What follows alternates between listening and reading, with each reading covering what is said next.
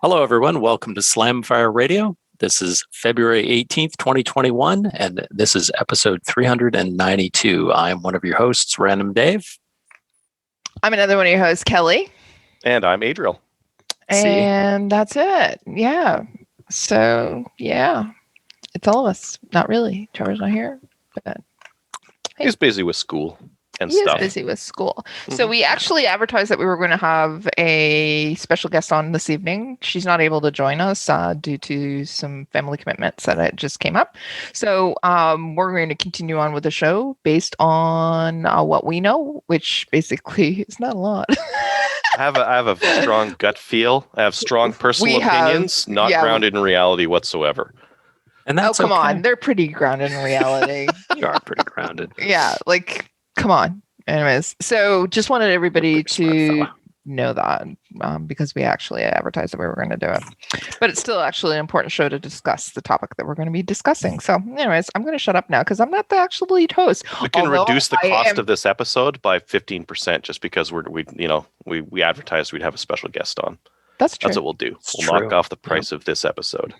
Yeah. They don't your refunds will be in your mailboxes soon. Anyways. I'm bossy. I'm gonna. You are bossy. You're chicken hungry. You like it? Oh, I actually am. You're hangry. It's like chicken's waiting. I thought it was gonna be done in time, and it's not. Oh, you do the chicken tonight dance. Chicken tonight.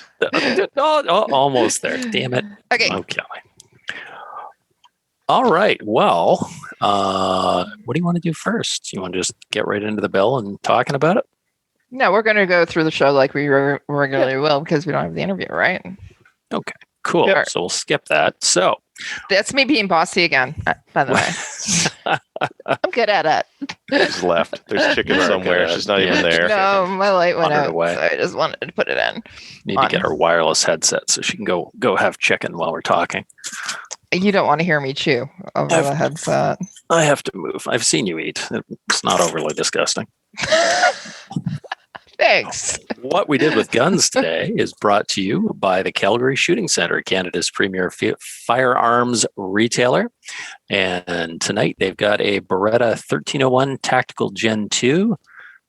That's last week. I could talk about another one. They got that is last week. They got some Spear Lawman handgun clean fire training ammo. 147 grain. It is $23, which is kind of pricey. But it is fancy stuff. It looks very fancy. Yeah. It's got a weird bullet in it and stuff. Anyways, check that out. It's clean. The primer doesn't have lead in it, so that's awesome. You can basically blaze away and breathe it all in, and it probably won't kill you that much. Yeah, you won't end up like Trevor. So. How's that? Blood lead levels. Oh God, yeah. Well, he hasn't had it tested lately. I know. Well, problem solved. Yep. Yeah, I like that. All right. So, Dave. Yes. What have I done lately? Yeah. Sorry, I got distracted looking at the fancy ammo and pasting. I'm interning. I'm pasting the ammo into the. Say it. I'm taking over. I mentored an 18-year-old who's getting into handguns. That's what I did this week. So that's awesome. Be angry and disappointed in the conservative liberal government, but yeah. Does he also have a crossbow? And does he actually do the whole paintballing and airsoft he too? Doesn't that I know of. Well, he should. He may now. And tell his friends. Yeah. So this guy, his mom actually was talking to somebody at work, and the somebody at work knew that I was into guns. So her son came to her and said, I'm getting my license and I'm getting a handgun. She's down in the city and she doesn't know anything about handguns. So she was pretty freaked out. So I ended up talking with her for about half an hour and then ended up on a video chat with him and the whole family last night for about an hour, showed him a bunch of my guns, talked about the laws, safe storage, different sports, what you needed to do, what you need to get into. And it was pretty awesome. He's pretty excited. So he is waiting on his RPAL to arrive. He was disappointed when I told him it will be months yet. When did he take the course? He submitted it in December, I believe. December. It's gonna be a while. I told him. Yeah, I told him 4 months spring, early summer. Yeah, 4 months is what they're saying on Reddit right now. Oh, that's not bad. Ugh. So yeah, he's all excited. So he's getting a Glock. He's just going to skip the nickel-plated sissy pistol and get right into a Glock. Sweet. Why? Is he in Toronto proper?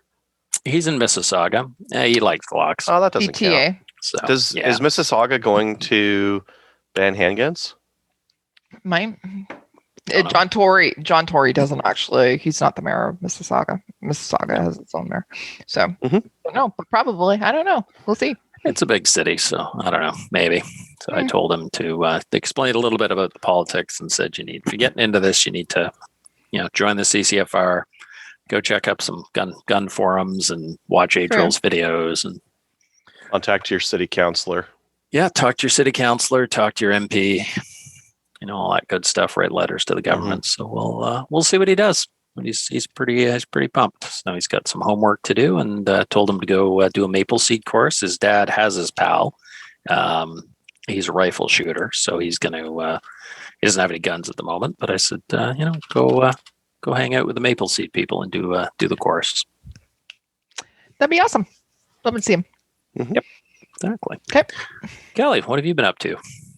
Not a lot, actually. So last night I was on Lady Guns. You guys are familiar with Lady Guns. We're going to be talking about them, by the way, in the event section. So that's Deneen and Casey. They're out of Alberta. And Lady Guns actually, usually once a month, they would actually do a ladies' day at the range and the Calgary Shooting Center, as well as Select Shooting Supplies. A whole bunch of actually ranges in Alberta would help them host a ladies' day.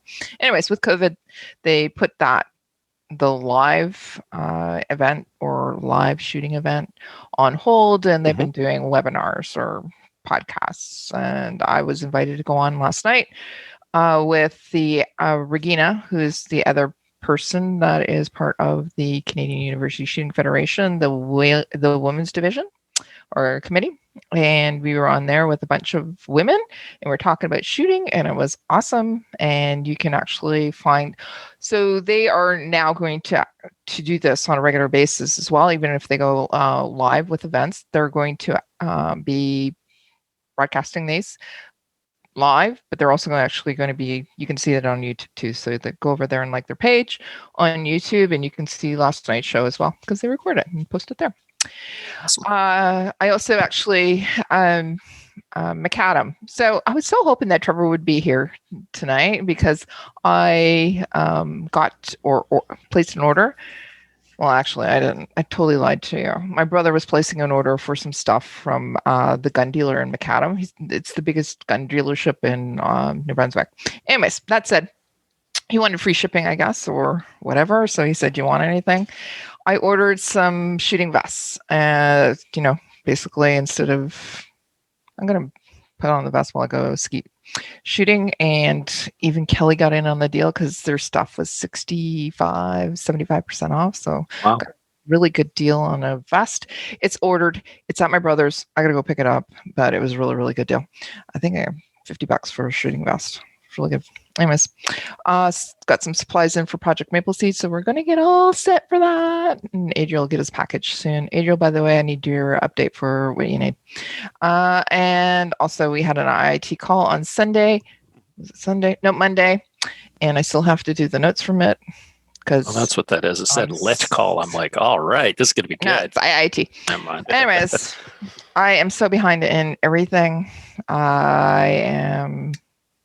I'm going to have I think I sent you my list of like wishes and dreams for product in September or December or something like that. Okay. I'll double check. But if you did, fantastic. I'll find it and resend it. Did you request like a Apache helicopter? Don't assume my gender. What? Adriel's an F6. Adriel identifies as an F-18. Thank you very much. Yeah. No, I can't. I think it was just basic stuff. But yeah, okay. The more the better. More the better? More better? All right. Anyways, stuff. I'll look. But stuff, whatever. Yeah. Coins you find in the couch, that kind of thing. 22 shells that are just like hanging around in your car or whatever. I got a little change thing. It's almost like a change thing. And it's upstairs on my dresser, and I just throw them all in there loose. The loose rounds. Yeah, I should probably not do that. But anyways, they're not in my pocket, and they're not in the wash. It's a very farmer thing to do. Like most of farmers, if you go to a farmer's place, they'll have like the dish with like coins and keys and like a couple odd like 22 LR shells in there. Yep. Yeah. Yep. That's it. That's all I did. Not really any much.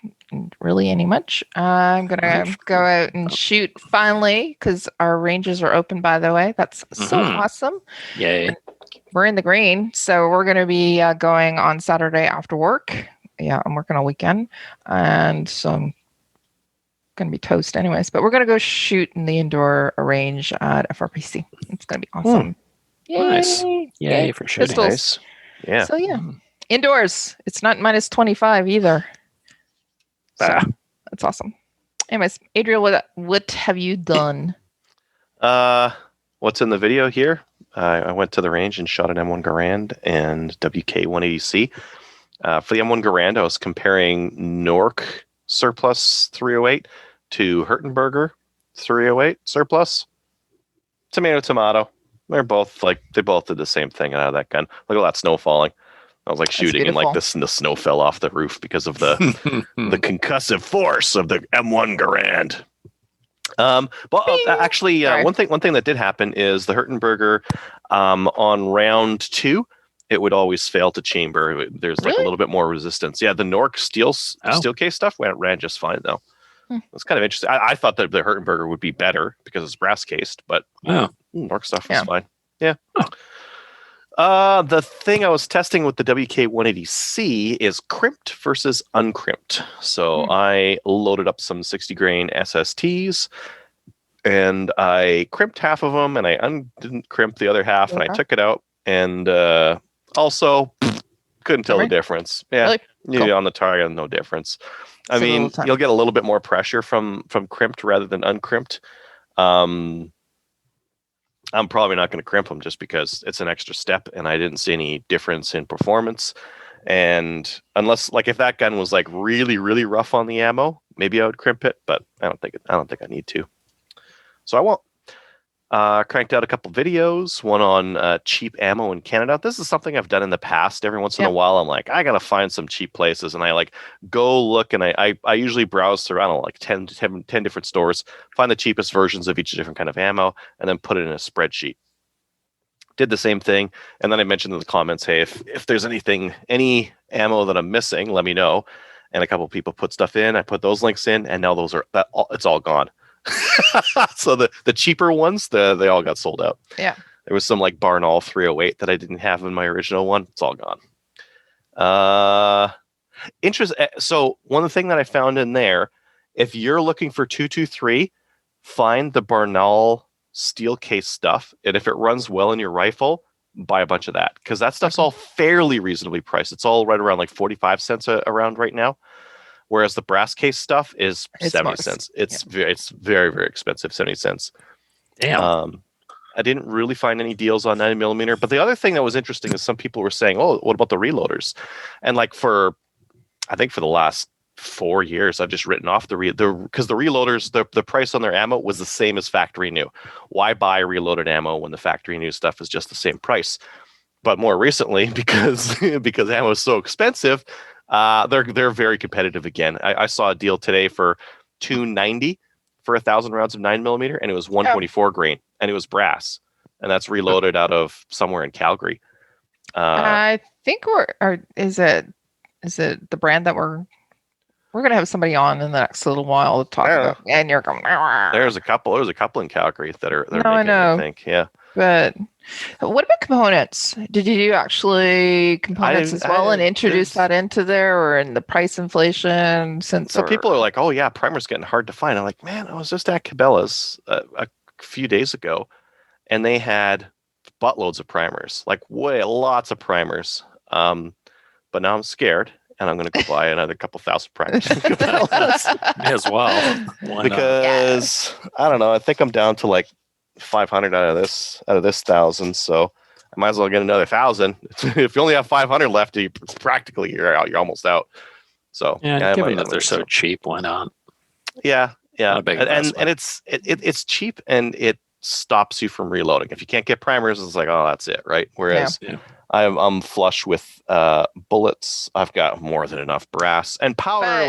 There's a bunch of different powders I can use. Yeah, but I'd still like to see what the pricing is compared to, let's say, Lost Shore. Oh, I see. Yeah, I don't have pricing on components. Pricing and availability. Yeah. I don't think the difference will be as drastic, because when the panic buys come, it's often just like the very popular stuff that gets very expensive, and a lot of the other stuff, I don't know. Like, I think I picked up these primers for like $5, maybe $5.50. I think I have the receipt here. Cheap. No, they were $8.99 per. Ooh, so a little bit more. Yep. Still don't care. Still don't care. Okay. No, that's not enough price. Cheap. Like, the bullets are the most expensive thing on rifle ammo. Yeah. Let's see. I did 12 gauge versus 20. I had an old article that I have had for a while, and I thought I'd do a video on it. I got real nerdy, did spreadsheet stuff and whatnot. Because you'll like it. Do I like 20 gauge? No, I'm saying because you got nerdy into the spreadsheet because you like it. Yeah, spreadsheets. Kelly is implying that you are a nerd, sir. It just need to imply. I know. It's very apparent. We know. Now, did you test 26 gauge? This is Kelly's main question. This is why she's asking. 28? Oh, 28. Whatever it is, 28 gauge. Yeah, as soon as I post that, people are like, what about 16 gauge? What about 28 gauge? What about 410? Yeah, I should probably do those. Why aren't you firing 2 gauge? I think it's a good idea to now go on to 410 and 28. Might as well. I'll go to Cabela's. I'll buy a box of each and I'll do some videos on them. That'd be fun. Yay! My Carcano or Carcano, I don't know. I don't really care. Carcano. Italian garbage rod, I think, is the correct word.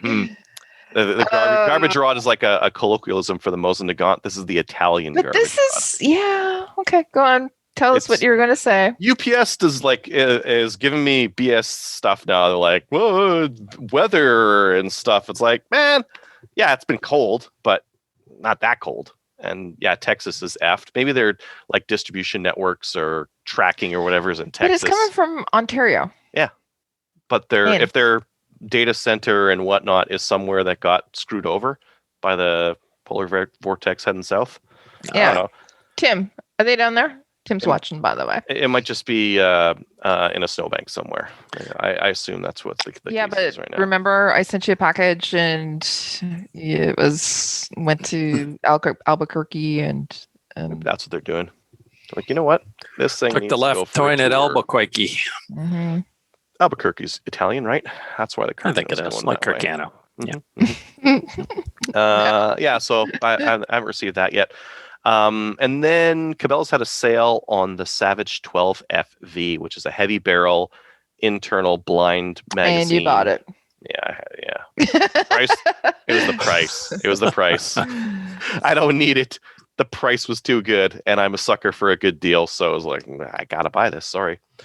They had it in 308 and 6.5 Creedmoor. I got it in 308 because I have a bunch of 308 ammo. I kind of want to test for accuracy. That Nork ammo and the Hurtenberger, the M1 Garand, it's like, can't tell the difference. But if I put it through a heavy barrel rifle with a big bad scope on it, we're going to see a difference there. Yeah. So I'm hoping I can do that with that gun. And it's cheap. There's a rebate as well for it. So by the time I'm said and done, I'll shoot it for a little bit. I'll sell it and I'll make some money. Nice.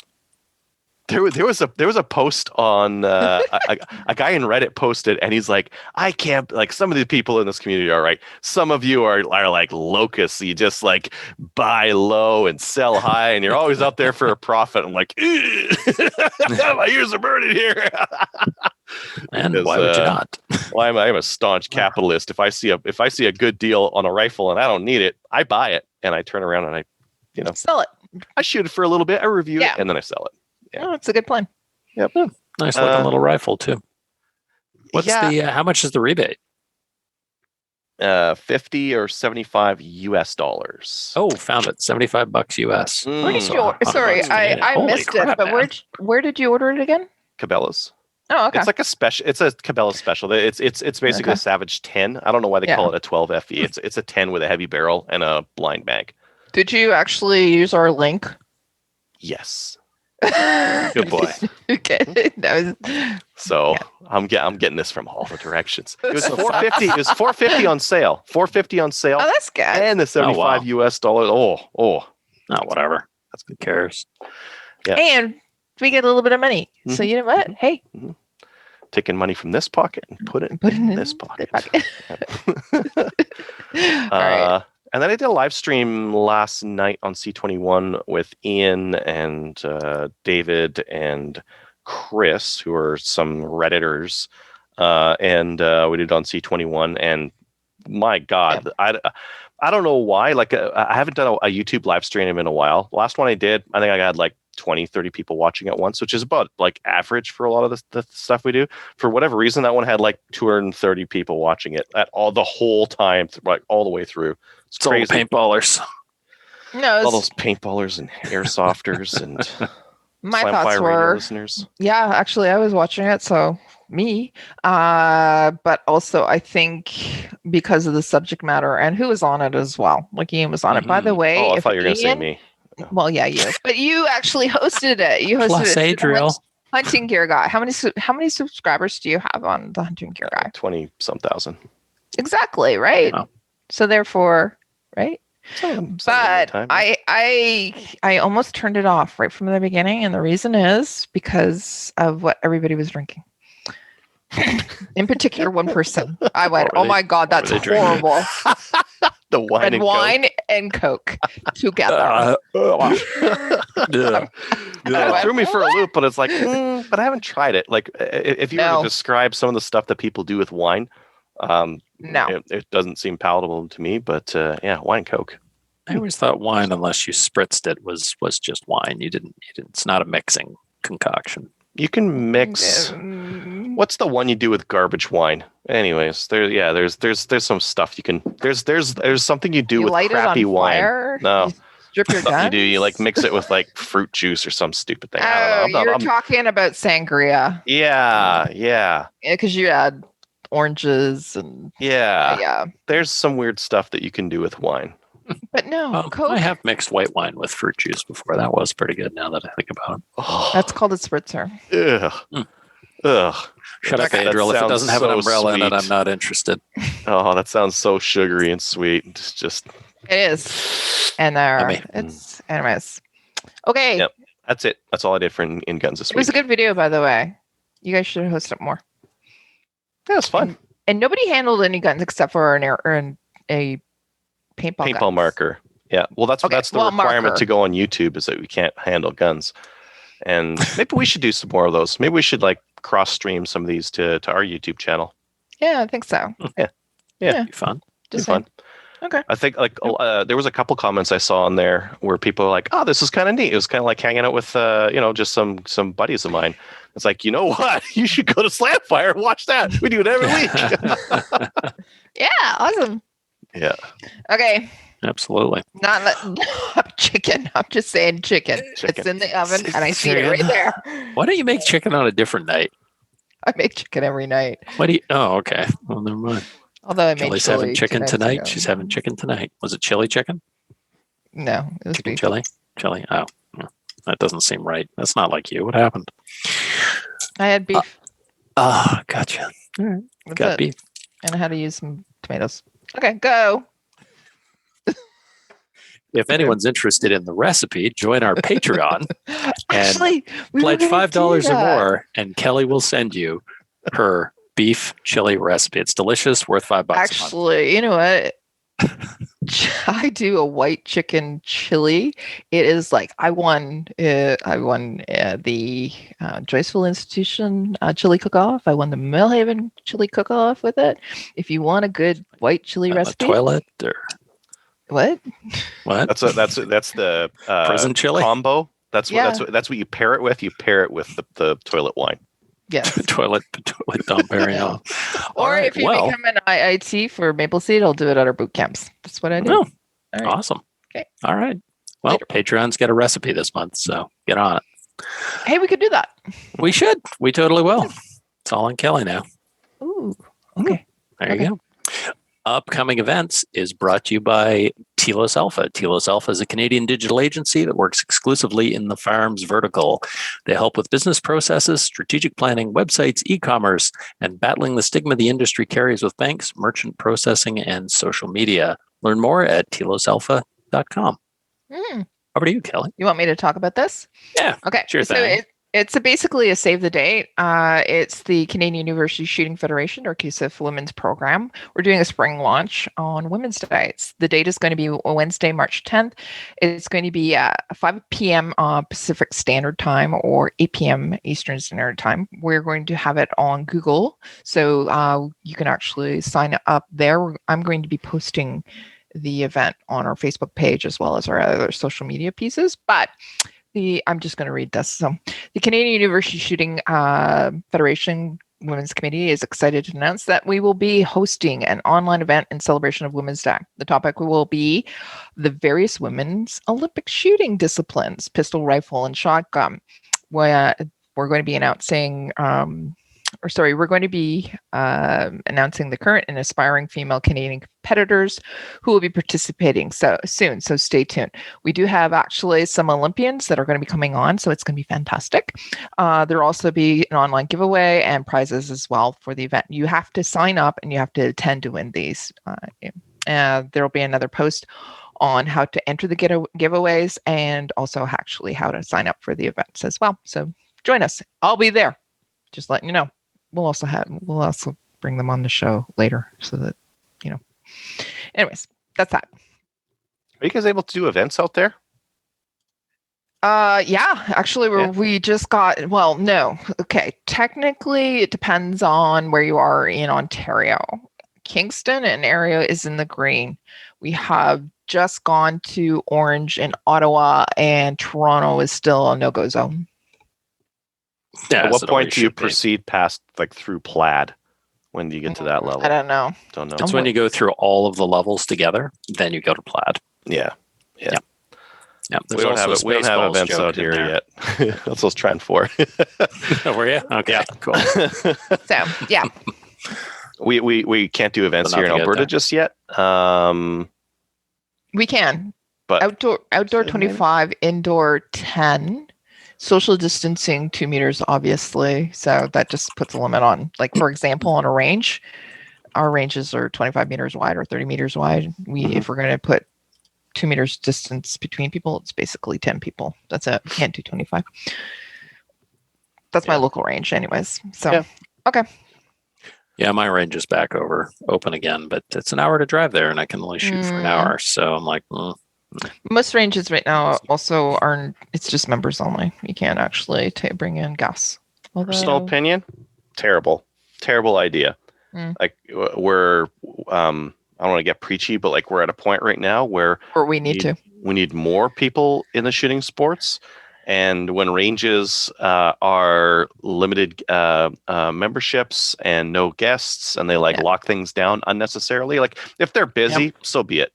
Cap your membership when it's crazy busy. Yeah. But if you're not crazy busy, we got to get more people in the sport, and you can't do it when there's no guests allowed. When the membership's locked down, when there's no events, there's no open range days, there's no ladies days. You can't progress our cause without that kind of stuff. Yeah, agreed. And ranges are the key, because you can't just do that in your backyard or the back 40. So, and most people live in cities, so they literally can't just go shoot anything in the back 40 unless they're a member of the Jane and Finch Rod and Gun Club, and they can do whatever they want. Apparently they do. So FRPC, which is my local club, which is literally 5 minutes from my house, it's no gas, and that's the only reason is because of COVID. That's the only restriction. However, I also belong to the Napanee Rod and Gun Club, and they said we can bring gas as long as we observe the. Yeah, good. So Yeah, I really like the people at Napanee, but it's a lot farther to drive. It's like 40 minutes. Boo-hoo. Both my ranges are 50 minutes. I know. Listening to you complain about your 5-minute range and your 40-minute range, like, hey, so whiny. Okay, I'm not complaining about my 5-minute range. And then right across the street, my other club that I belong to, which is the Skeet and Trap, they're open as well. And we can go and shoot there, but it's not. Can we bring gas? Yeah, we can bring gas, I think. Cool. I have to figure this out. Nice. Yeah, but it's really cold. It is. You need to get one of those crazy indoor skeet ranges like they have over in Germany. I've seen a few photos of. Yeah, those are pretty awesome. It might cost a little more than my annual membership. I would think so. Yeah. Yeah. Anyways, so we got really off topic. So Dave, my chicken.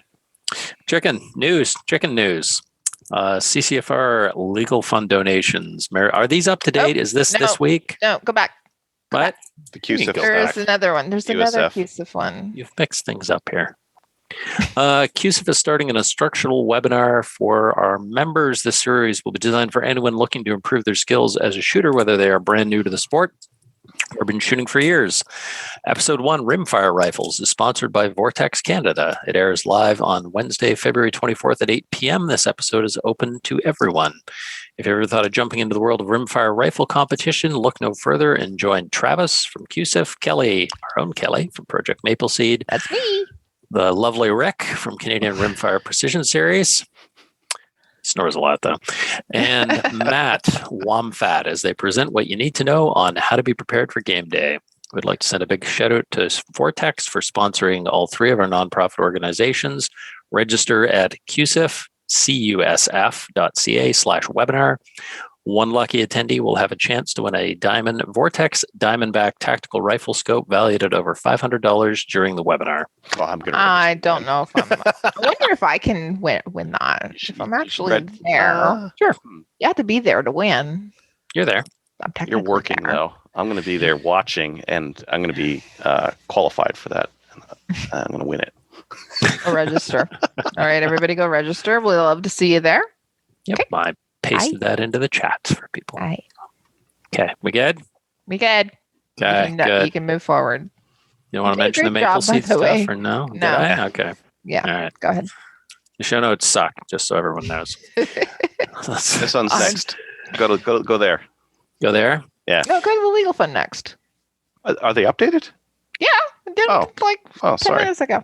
Okay. Well, in the news, CCFR legal fund donations. Thank you very much to everybody who did this. Marathon Rod and Gun Club donated $785. That's $1,785. But what did I say? 700. Add 1,000 to that. 1,785.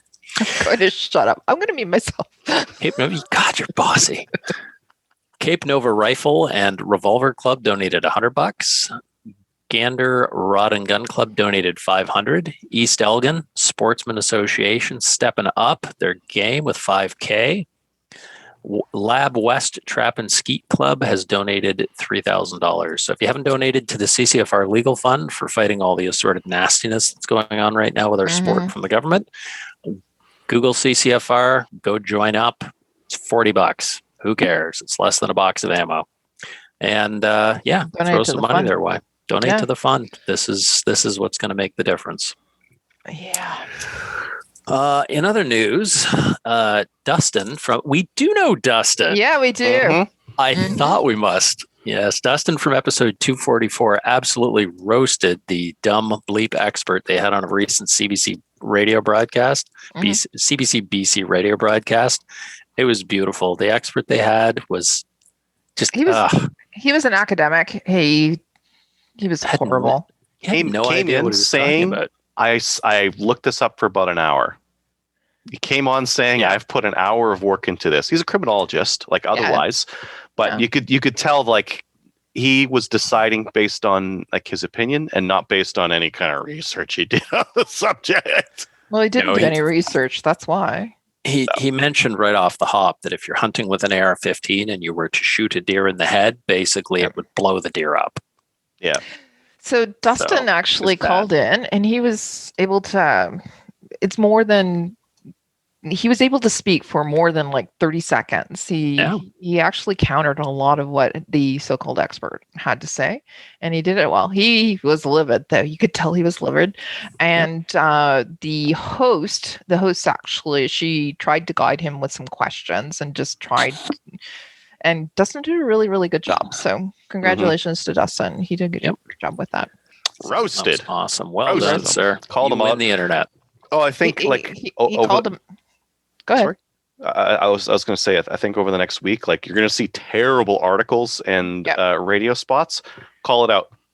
Call it out like Dustin, or if you can't do what Dustin did, send him an email afterwards. Hey, noticed you had this thing on. You said the Nova Scotia shooter shot 22 people. No, he didn't. They didn't. That's a lie. Why are you putting this kind of garb? There's better newspapers out there that don't report falsehoods like that. Call them out on all this stuff, because the problem is the media is going to pull this kind of BS, and if we let them, and if we don't hold them to account, they're not going to learn. They have learned some stuff. Like if you can tell they avoid the word assault rifle now because they know that they were using it incorrectly. Keep calling them out. The more people we have calling out news on the BS that they try to pull, the more they'll be forced to get it correctly. Yep. And I did notice, I've seen a few articles lately where people have said like crazy things in the article, and then a couple hours later, I see it's all been corrected.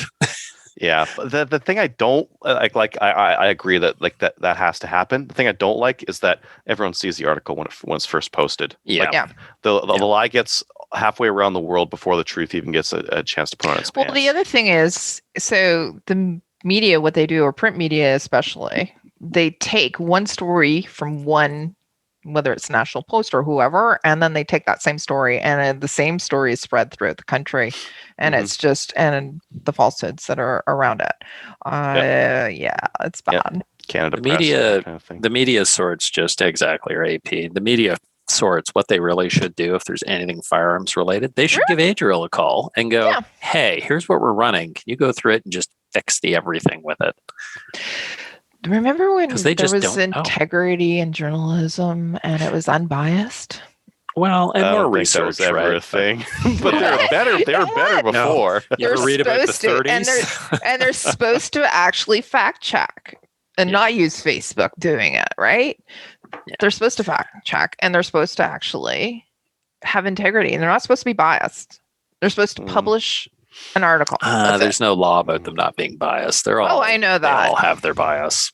So right. It's more in it's more infotainment much of the time than it's actually just, Yeah. Going back to what we were talking about, Dustin, you did a fantastic job. Mm-hmm. Awesome job. You should have him on again. Well done. If you email next week. If you email Slamfire at slamfireradio@gmail.com, Kelly will send you her chili recipe. Shut up. Because you did such a good job.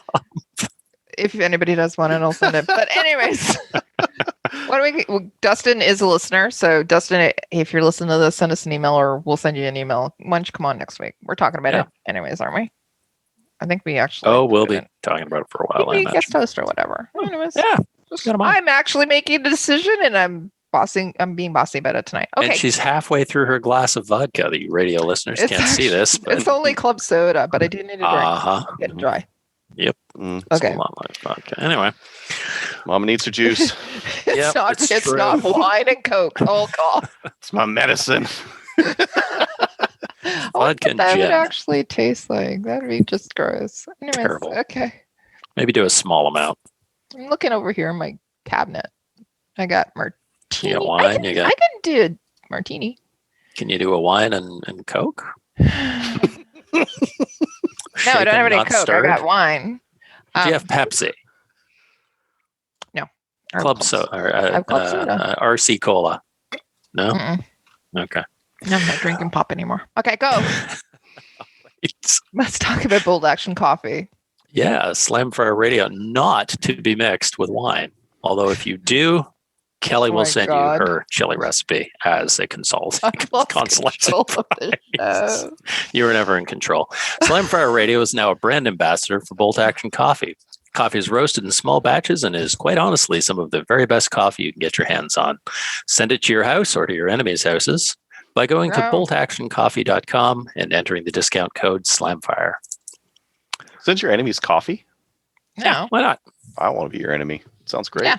I know, right? Yeah, And then they'll have to be like, I hate that guy, but he sent me coffee, so he's not such a dick. Nice, yeah. Yeah. And then when you drown them, they'll never expect it because I do want to you gave them actually coffee. give a shout out to Bolt Action Coffee. I've recently contacted them. Well, it's Miles. Anyways, about donating to things like, for example, the ladies' calendar draws, and he stepped right up with that. And also, I know that they're going to be donating to the prize draw for the women's event that we're having with CUSIF. Bold Action Coffee is really giving back to the community. I just want to say thank you to you guys. So, yeah. Well done, Bold Action. Good coffee, too, I hear. It's amazing coffee. If you haven't had any, you should drink it. I don't drink coffee. What?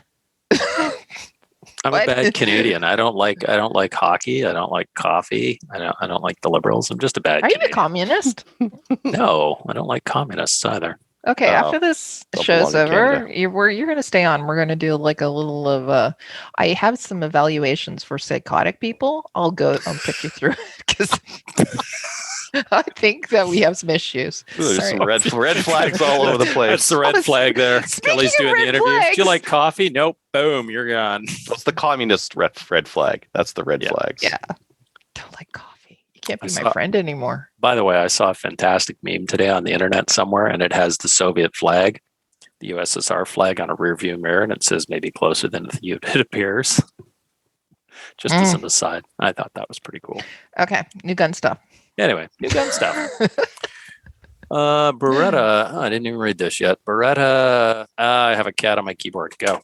The U22 Neos. Yeah, if you have a U22 Neos pistol, it may go off. So when you don't pull the trigger. So yeah, but why would you buy one? They're ugly as sin. I like. They're like very Flash Gordon, like 50s future. Yeah. If you want a zapper for a gun. Yeah. Yeah. Pick up one of those. Okay. Well, I posted in the show notes. You can Google it. If you have one of those things, maybe go. It's a recall. Do a recall on it. And if you just what was happening with it? Why is it recalled? It may go pew pew when you don't pull the pew pew switch. It may go off even when the safety is engaged. Oh, really? So, and in some rare circumstances, engagement or disengagement of the safety lever itself can cause an accidental discharge. Don't use safety. So this is my safety. In an unsafe direction. Finger. When this condition occurs, discharge of the pistol can create a risk of injury or death.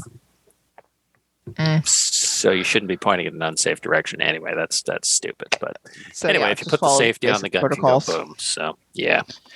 So if you have bought it after January 1st, 2015, Google it and find the how to submit for a repair button. Click it. It goes back to Stoker Canada, and they'll fix it up for you. You posted the link on Facebook too, so anyone who's watching the stream right now has it. Yeah, I did. Very nice. And if you did buy it, we're not going to judge you, but it's an ugly as sin gun. I've never even heard of this thing. I think Kelly is going to judge you. Kelly will judge you hard. Yeah, I actually will. You will not get it. It's just this much more above, never mind. It's a Flash Gordon 22 God, it looks like a... What the hell? It's a horrible looking gun, isn't it? Looks like a paintball gun. It doesn't actually feel all that great in your hand, too. It just, the ergonomics on it are horrible. Yeah, I've held one. So is this thing? I'm gonna post it up on. I'm gonna share screen just so you can. Yeah, let's get that. Show people what you're talking about here. I think I need coffee. Oh, more coffee. That's interesting. What? They it's been out for quite a long time. It's been out forever. Who designed DeLoreans and Ferraris and apparently can't design pistols. Horrible. Look at it. It's Flash Gordon stuff. Come on. Yeah, but it's still horrible. It was recalled in 2010 as well, and the article I'm reading is entitled "Not So Safe Now, Mr. Bond?" And it's the same deal. When you put the safety on, it'll go off. That was 2010. So there you go. Still, they did a great job fixing it. Yeah. Okay. I'm tempted to buy one now just because it's horrible. But I don't know. Yeah, no. Neat. Looks easy to put a red dot on. The whole top thing's like a rail. It's not a pick rail. You can mount your, if you attend the webinar and win that vortex, you could stick that vortex on there, I bet. I could, yeah. Yeah. Go long range action. with it. No problem. I like it. Okay. Moving on. So this is why I put this in. It's not gun related, kind of gun related. MREs and dried food has been impossible to find because of the panic in early 2020. Yep. Everyone bought them all. There's like none you could find. I like to go camp. I like to use MREs the odd time when I go to the range because they're hot food and they're quick to pack. Yeah. They're back in. Didn't grow up in a home where your dad was military. Never mind. So what? No, I didn't. No. MREs are better these days too, Kelly. Yeah, I know. I wouldn't say that these are fantastic. I've had these before, these MRE Star ones, but they're edible. And I think that on a cold day, especially the ones that these come with heaters, the ones that come with the heaters, like getting hot food at lunchtime, can't be beat. Even if it's like some sort of slurry, it's still nice. Slurry. Oh, look at that! Delicious great picture slurry. there. Yeah, I bet this will get cheaper. So right now these are $149. I bet you they'll put them on sale for $129, $119. So if you just wait a few weeks, I bet you these will be on sale. You know what I do pack, and I'll be honest about this. I do pack not MREs. I'll take the freeze dried stuff and I'll throw it in the back of the car or in the trailer just in case we need it. You know what I've been doing recently? Cup of noodles. You get a thermos full of boiling hot water. You stash that. You bring your cup of noodles, and you have a hot cup of noodles. It takes 3 minutes to reheat. Super easy. Kind of like I've been taking tea the last year because the British, it turns out, were actually correct about something. Tea actually is perfect, and then like a Larabar. So yeah. Okay. Last thing, this isn't recent, but I missed that they were actually doing this. So, like, have you guys seen this one before? No. Kodiak was going to make this 180 NSR. It's a different 180. It's got a charging handle instead of the side thing. So, different gun. And for a while, it was like they announced it, and it was on ice. And now, as of I don't know, soon, it's back up and going to be a thing. But we talked about this already. Not that it was it's not canceled. It's uncanceled. Okay, so it's uncanceled. Yes, which is new as of like November, and somehow I missed it. But FOC is doing a pre-buy on these things, pre-order. Okay. So if you're interested in, if you don't like the slots, like all the slots everywhere for the 180s, this is an option because the charging handle is on the top, and you only need the ejection port to fling the brass out. Yeah. Anyways, that's a thing. They got those. Tim Krasno, American MREs are horrible. Canadian are better. Just saying. Some of the Canadian ones aren't very good either. Like that poutine one. It's like it's potato soup. Yeah, it's soup with little potato things in it. And then the jerky that comes with that one is like terrible. Boil jerky, but MREs in Canada are much better. Agreed. I've had a few of them. The box lunches the military provides are generally not bad either. Mm-hmm. If you're ever out with a unit and you happen to get lucky and get boxed lunches, pretty good. Yeah, they're not bad. Okay. Okay. So that's it for. Thank you for adding all the extra stuff to New Gun Stuff there. After I read it already, you're great, Adriel. A little late to the party with the show notes, but that's okay. We got it in time. So, on to our main topic. Main topic is Bill C-21 and just all the terribleness that involves. It's not that bad, is it? Yeah, but yeah, what? It's not that bad. Hello. Bad. You said Kelly. In it. Yes. There are a few things about it which are not just terrible, but generally speaking, it's awful. And I am extremely impressed that the first line in the damn thing is we're combating intimate partner and gender-based violence. Shut up. Yeah, no. Shut up. So it's not really doing that, but it's just political positioning, right? Exactly. Yeah. It drives me nuts. So we talked about it a little bit before we actually came on air, and we were talking about what specifically is Bill C-21? What is it? Why did it come out? What's it trying to combat? So Adriel, you said that you think that there's Is it three categories? There's basically like three kinds of goals you could have, I guess, for gun control that are typical that people typically bring up is like, these are the things we're trying to solve. They could be trying to solve suicides. They could be trying to solve homicides. And within homicides, you could be trying to stop gang homicides. You could be trying to stop, I guess, intimate partner homicides. And you could be trying to stop mass shootings. Yeah. So those are all things those are all goals, right? Those are all goals you could have when you're trying to employ gun control. And there's some of those goals were goals that were mentioned as part of this bill. So I think that rightfully we should judge the bill based on its ability to, or its likely ability to help with some of those impact. Impact some of them. Yep. But that and we'll go through the bill and talk about it like that. But I think it's important just to start off with saying that's not the goal of this bill. The goal of this bill is to win an election that's coming up. And the way that it's going to help the Liberal Party win the election is this is a poison pill for the Conservative parties to defend against. The Conservative Party has already come out and said they would repeal it. But now the Liberals are going to say, oh, well, I mean, this is just some common sense stuff to help with domestic partner violence and kids that are getting shot, mass shootings, and the Conservatives just want all of that stuff. They want people to shoot each other up and that kind of thing. So it's just electioneering. That's the real goal of this bill. Yeah, and we all know that an election is going to be called soon. We can see also on TV, we see the ads coming out. We also see people actually are going out polling, or not polling, but by the way, it's a pandemic, going door to door. But this is basically posturing and getting ready for the election. Can't get any vaccines in Canada, but hell yeah, let's put out. Anyways, okay. Well, they have to get the vote done soon, because if they don't do the vote soon enough, people might have to pay back their CERB taxes because they didn't withhold them, and they might be mad.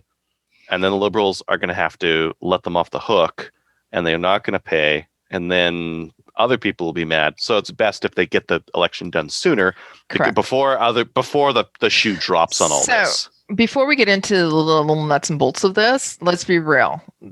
The Liberal Party campaigned on this with the last election. They were talking about not only some of it, for example, the firearms, correct? Or sorry, the handguns.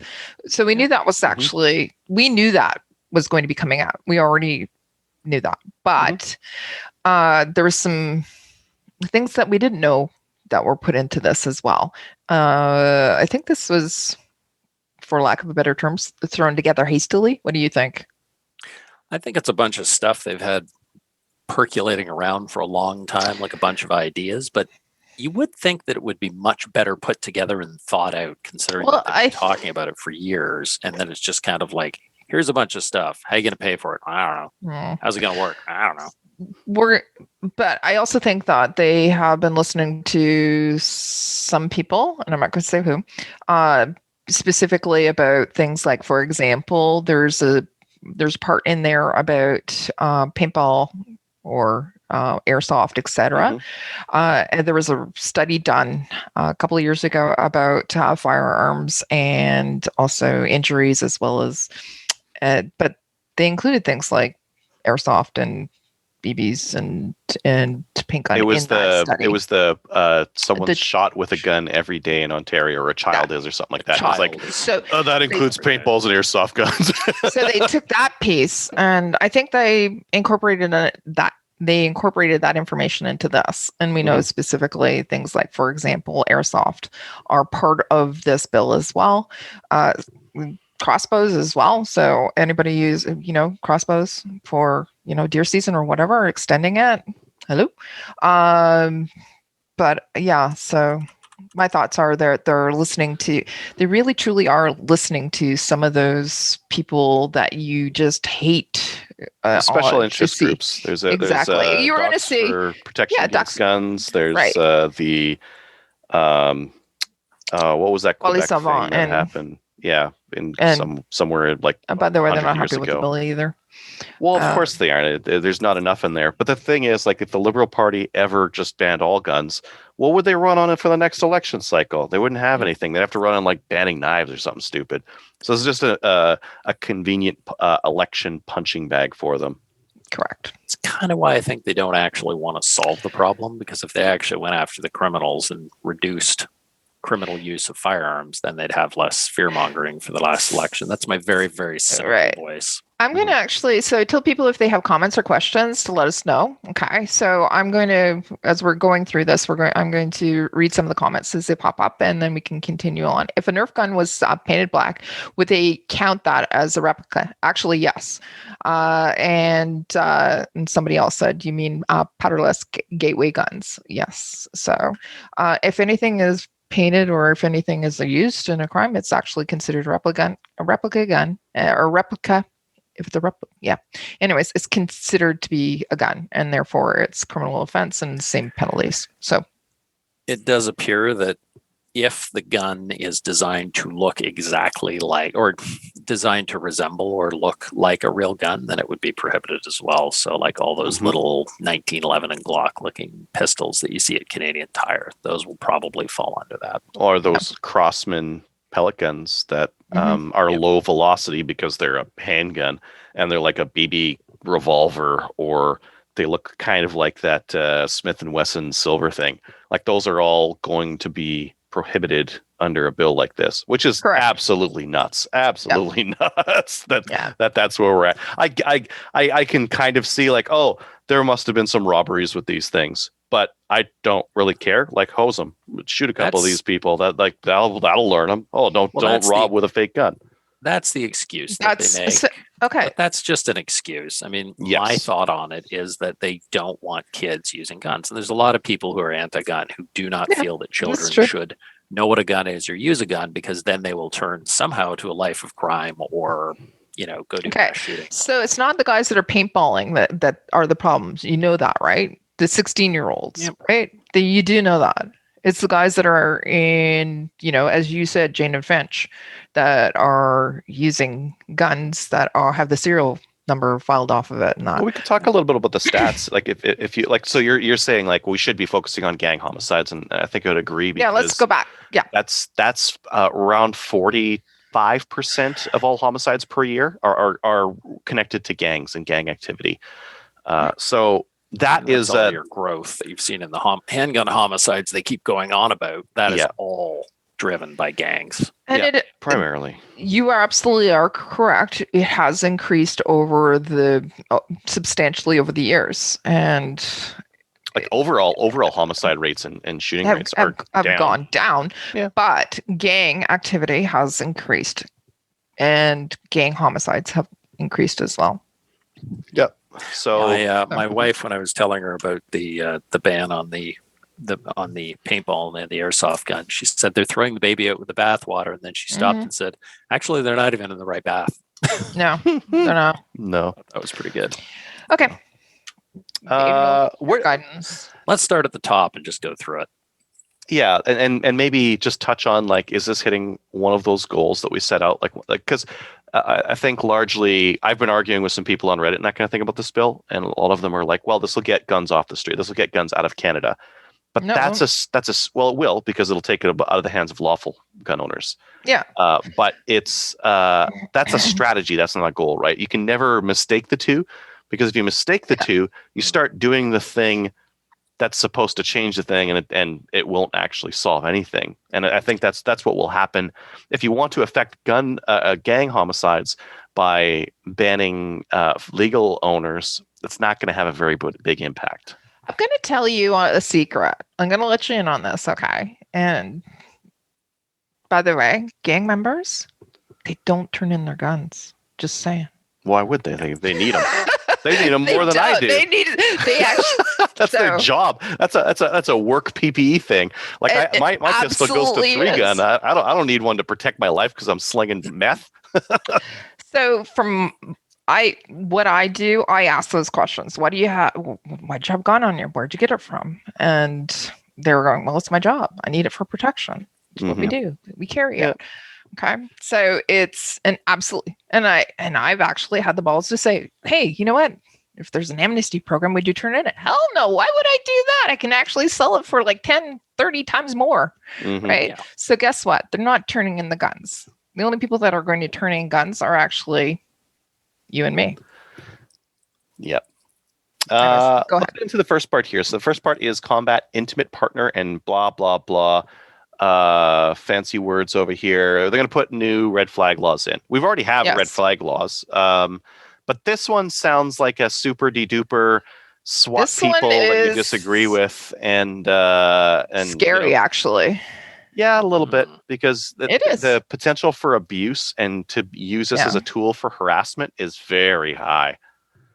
Essentially, the idea here is that you could anyone can make an application to a court for an order to immediately remove firearms for up to 30 days from anyone who might pose a danger to themselves or a third party who may be at risk, providing access to firearms to an individual. Can you go back to the beginning? Huh? Can you go back to, what's the first words that you were reading? Introduce a new red flag regime. No. Anyone can apply. Anyone. Used to be that with firearms and removing them for whatever, we used to be basically the police, right? They would remove You them. could lodge a complaint. You could go, like, you call the CFP program and say, I'd like to lodge a firearm safety concern. And then the cops would be like, is this real or not? And if it was real, they would go to the courts and do the thing. Right? Yeah. But now anybody can do that. And if you get the wrong judge, then they might just do it as a routine thing. Like there's lots of times whenever legislation is opened, it's like, is this going to be abused at in the future? Maybe they won't abuse it right now. Maybe, oh no, we won't abuse it right now. But in the future, it's like, oh well, these guys were having a disagreement, so we're going to seize his firearms right now for 30 days while they have this disagreement, and just in case, just a matter of course. It's allowed under the law. The law says we're able to. Yep. Therefore, we will. And laws should be assessed like that. How could this go wrong? Not how will it be used? Yeah, and you end up with like Patriot law or the Patriot Act in the U.S. Exactly. That sounds like one thing, but it actually turns out to be such a horrible authoritative measure that's still sticking around. Yeah, and that's exactly what this is. It would be authoritarian, right? The removing. There's no as well. There's no party. Go ahead. A third party who may be at risk of providing access to firearms to an individual who's already subject to a prohibition order. So if one of my buddies does something stupid and gets his guns taken away and the cops happen to know I hang out with this guy. No, I think that's actually all my guns. No, Are they going to go search some gangbanger's house because one of his gangbanger buddies got arrested? That'd be okay. What if you take a buddy out to the range and you don't know that he's actually prohibited, and they're like, whoa, he's providing access for this guy. Okay, but yeah, that's actually true. But if you're actually selling a firearm or anything to anyone, it would be you're breaking the law. If you broke the law and you sold firearms, straw purchasing. But it doesn't actually say who sold them to the person. It says who may be at risk of providing access. Mm-hmm. So what's that mean? Read it again, just one more time. An individual, so they can 30 days from an individual who may pose a danger to themselves or others, or a third party who may be at risk of providing access to firearms to an individual who is subject to a prohibition order. Okay. So if somebody in the home and is in your home, maybe they're staying there or whatever, and they don't, and basically, another possibility. Yep. Yeah. Right. Yep. So if you have firearms, right, and somebody's staying in your home that is not allowed to possess them, you can be, anyways. Okay.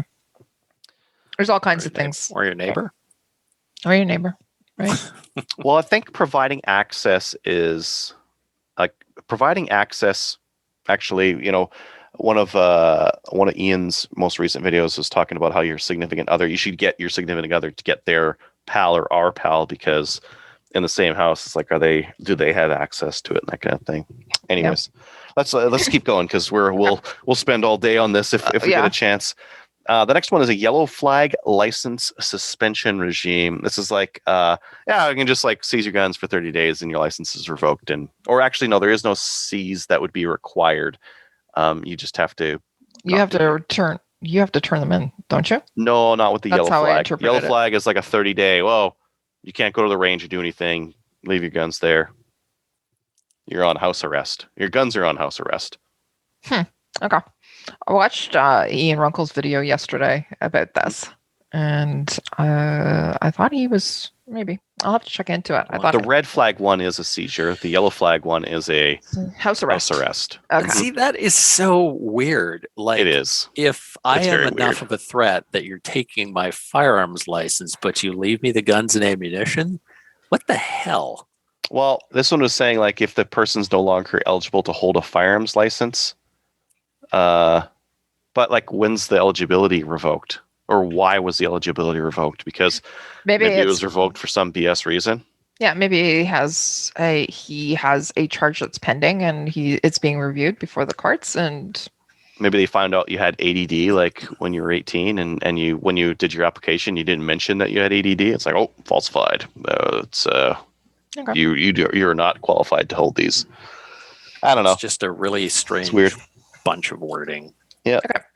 Surrender pending legal. Oh, this one is a kick in the dick. This is just absolutely absurd. So if you got a registration certificate for a firearm, the government revokes it. Hey, we're revoking this. Now in the law, there's this thing where you get to address it. You get to appeal it. Hey, I think you did it wrong. And now with this change, if you do that, if you appeal it, you have to turn in your gun while you're appealing, which is kind of ridiculous, kind of super ridiculous, because, oh my God, I can't even believe it's, yeah. Wonder what that does to folks challenging that, doing the whatever it is right now. Does that mean that they're no longer covered by the amnesty and they have to turn their guns in if this got I'm not sure if it's retroactive. It may not be retroactive, so anyone who's got one of those challenges in place right now. But like if they intend on adding a bunch to them, then who knows, right? Yeah. Yeah. Yep. Okay. Increased penalties for firearms trafficking. I don't think this matters. I don't think this was ever going to get used in the first place. Like judges don't assign maximum. They don't max out penalties for this stuff. No one's getting 10 years for firearms trafficking. They get like 7. And then they like that ends up being like 3 or 4 after, good time served kind of a thing. So the fact that they increased it from, it's like, none of this stuff is actually applicable to gangs. We'll increase max penalties. No one's going to use them anyways.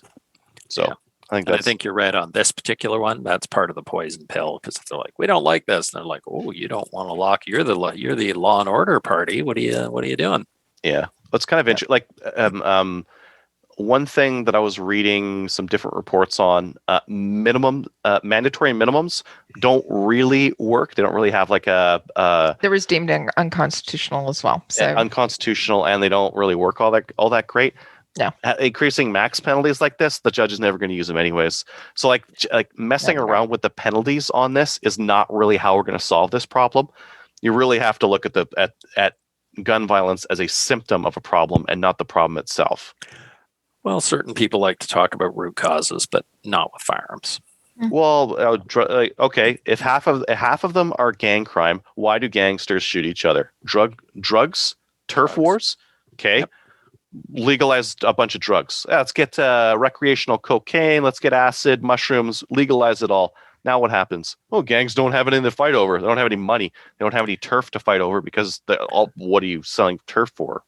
So I saw a very funny article. Somebody was writing about exactly that, and they said you never have 2 computer stores assassinating each other to determine who gets to be on what block. It's true. Yeah.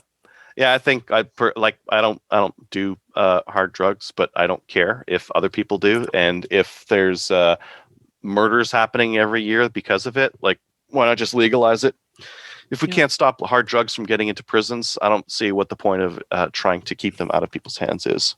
Yeah, your local dispensaries aren't. You can disagree with me, Kelly. It's not a popular opinion. I have a headache. Go ahead. Chicken. I'm with Adriel on that one. It's like prostitution and stuff. You can't You can't. Well, Legalize it. So- Legalize it. Just legal. Oh, this is happening. We know it's happening. The cops aren't even trying to stop it. If the cops see someone shooting up on the street, they do not stop them. What's the point? What are we even doing here? Maybe take them over to the legal injection site. Okay. Mhm. Okay. Yes. No. And yes. Anyways, Anyway, there's chicken. we're Disclosure.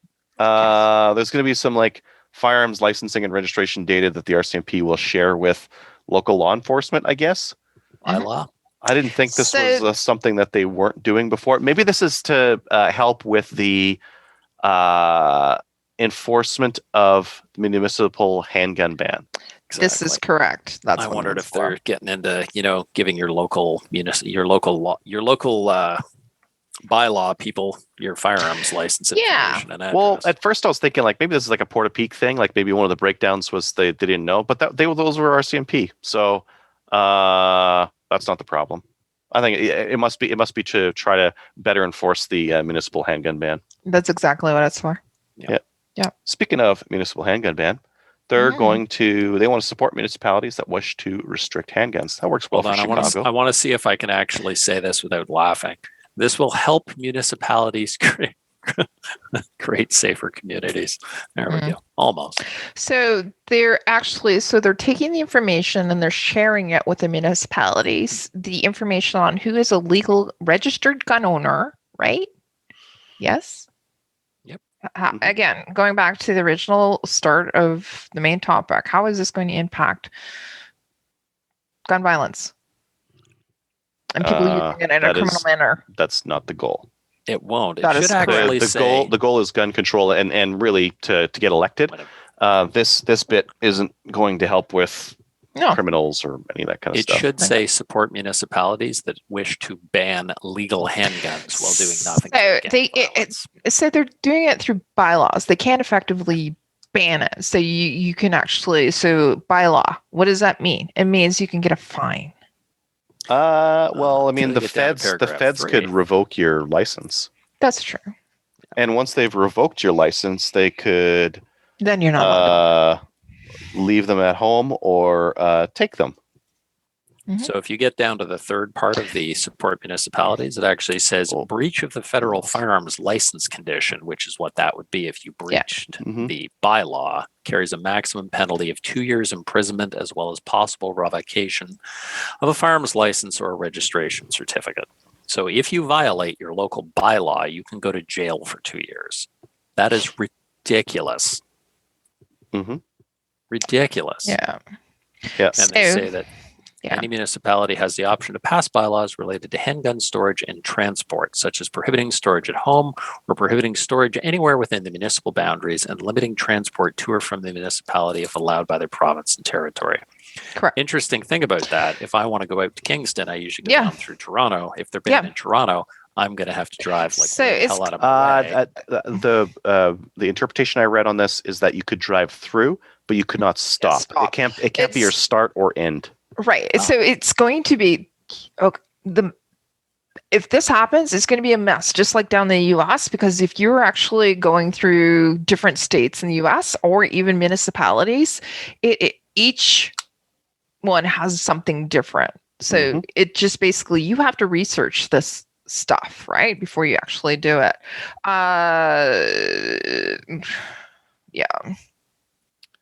So, like, realistically, will this help with the goal of gang violence? Not really. Like one of the things that we know is that gangs are getting their handguns. The stats aren't very good, but somewhere between 50 to 90% of their handguns are smuggled in from the U.S. Especially when you consider most of our large centers are very close to the U.S. Like most of the Canadian population is within about 200 miles of the U.S. And it's a large border, and all you need is one carload of guns to get through, and you've got another 100 handguns in Canada.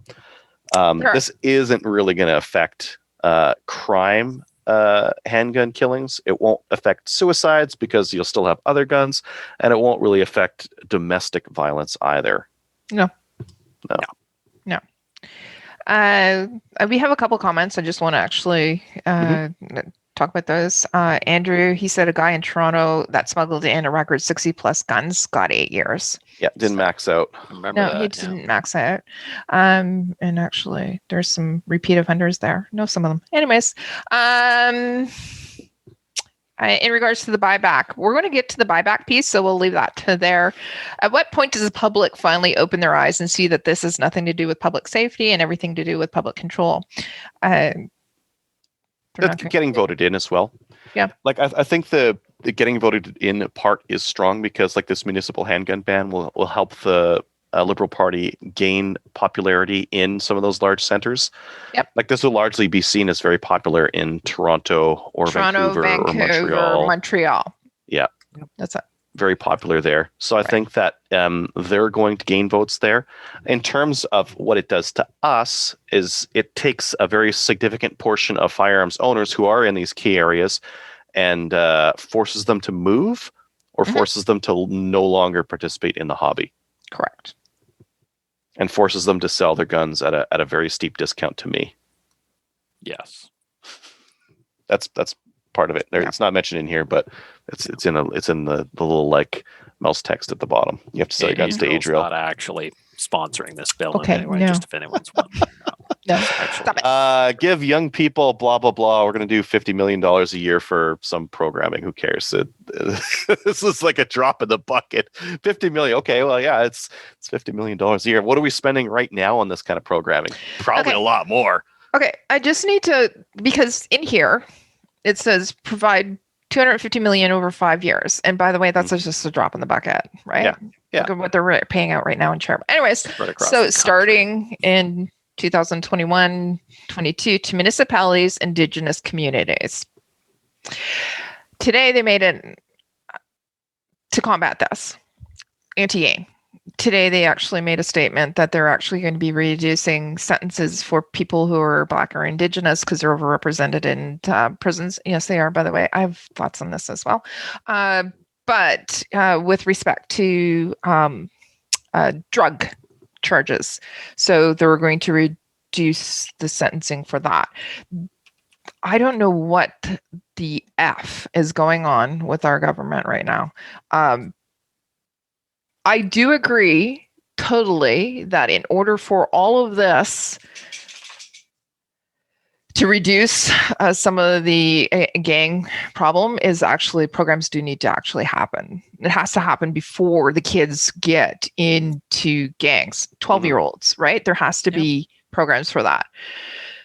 But 250 million is not going to be helpful for that. It needs to be more, and it needs to be good structured programs over 5 years. That's like a drop in the bucket. That's nothing. And then also, again, like the whole thing, gang, drugs, and reducing sentences. It's like my mind was blown today. Anyways. Yeah. Oh, I mean, yes, the programming would work towards the stated goal of reducing gang violence. You would really need to take a look at, okay, $50 million per year for the next 5 years.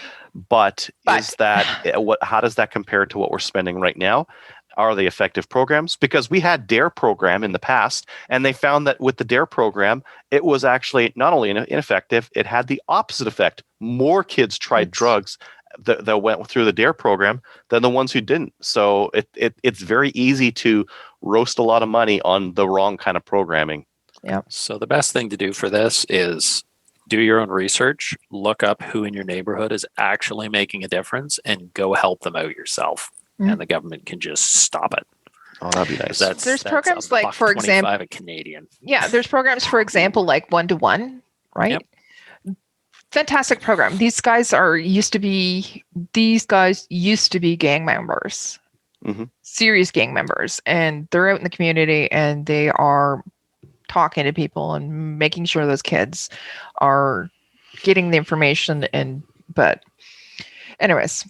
Yeah, so it could work. It might just be like fund. I believe this is funding they had already announced with something else as well. So maybe it'll work. One warning, like, so this is additional funding that we've seen that they have added on very similar amounts to CBSA. Yeah. But if you look at the overall budget for CBSA, it has actually been slashed So they said we're adding $50 million a year to help with border protection. But if you look at the CBSA budget and you look at the projections year over year, they are cutting hundreds of millions of dollars per year. So it's like this is a PR game, right? PR says we're providing $250 million. Actual reality, they're cutting $100 to $200 million per year in budgeting for the overall program. You've got to look at both. And you also have to look at how many sites or where is this going as well, the numbers. Yeah. So if we're talking 50 million per year, right? It might cover 50 sites. A lot 50 of very small programs. Yeah. No, this is municipalities and indigenous communities. This sounds like small town kind of a thing. Yep. Maybe it's cities. I don't know. I actually do agree that program needs to.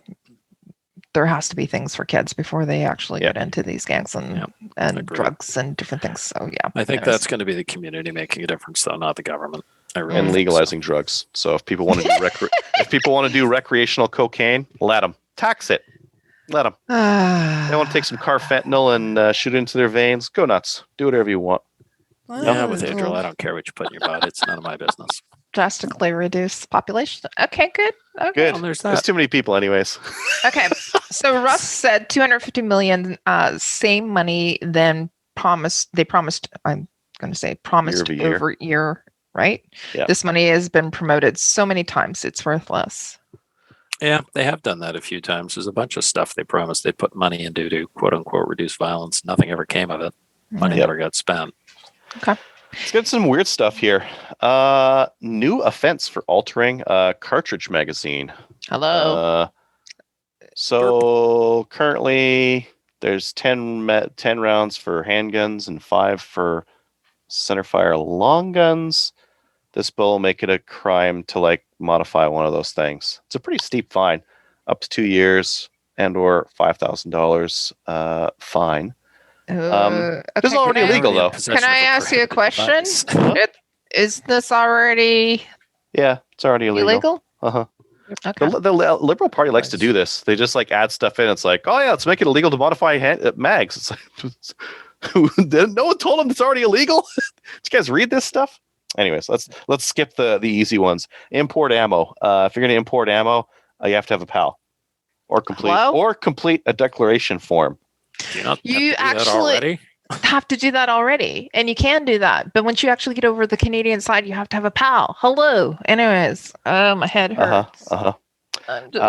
Next, we're getting into ensure mid-velocity replica firearms are prohibited. Okay, this is where meat and potatoes of this. Let's go. Basically any air guns, any pellet guns, any airsoft.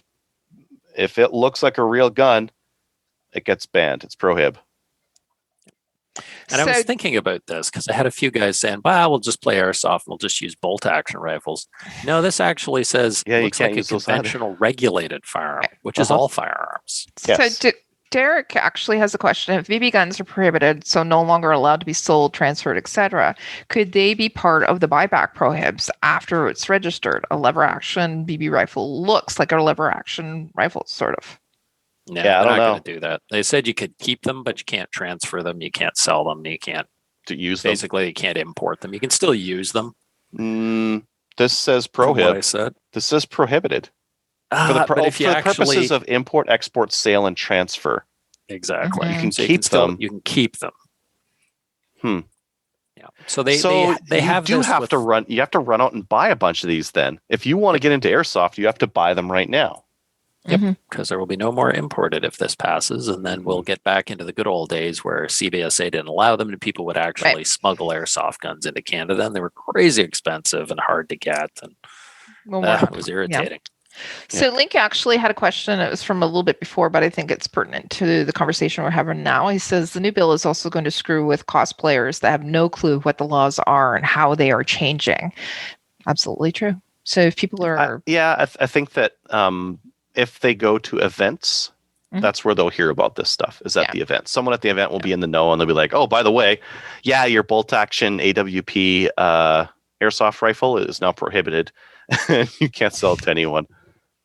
Yeah, for and I a think fine that's of. where a bunch of people are going to get caught. Is they're going to be they won't know or they won't care, and Who would think that it's illegal? Who in their right mind would think like, yeah, I got a gel blaster, like an airsoft gun. It's like, oh well, if it looks like a real gun, we're treating it like it is, and it's prohib. Yeah. Crazy. This, and we did not expect this one. Right. And this is what they threw in, right? So Peter said that they said that this will make it impossible to use firearms legally. By the way, our prime minister said this. I heard him. It was a soundbite. So again, going back, they said that this will make it impossible to use these firearms legally. Isn't illegal use of firearms the problem? And that's exactly it. So thank you for that comment. Mm-hmm. So do you want to talk about glorification? This is such a weird one. I have never seen a gun ad that doesn't do anything that I would say that depicts, counsels, or promotes firearms per violence against a person. What? Home defense. Home defense. Yeah. This is a great home defense shotgun. Whoop! You just broke the law. Yep. Yeah. Two years please. For first offense. 5 years. We're talking subsequent offense. Are we a business on Slamfire? What if we talk about using a shotgun for home defense? Whoop! 2 years for everyone. That's you. Everyone You're going to jail. I'm already in jail every day. So I have another 15 years. Card, though. On this side. So it's home defense. That's basically they did specifically mention during their little press release there that we don't own guns in Canada for defense against our fellow citizens. We have the police for that. Yeah, self-defense that's better. However, right? Yes. But self-defense is still a legal option for basically if somebody breaks into your home and it's self-defense or whatever, right? Mm-hmm. You'll be arrested and everything, but you can go through it and you can be found not guilty because it's self-defense. Yeah. So just saying, right? But talking about it. Right. Illegal. Well, advertising it, I guess. What's advertising? Is a podcast advertising? Yeah. That's a good question.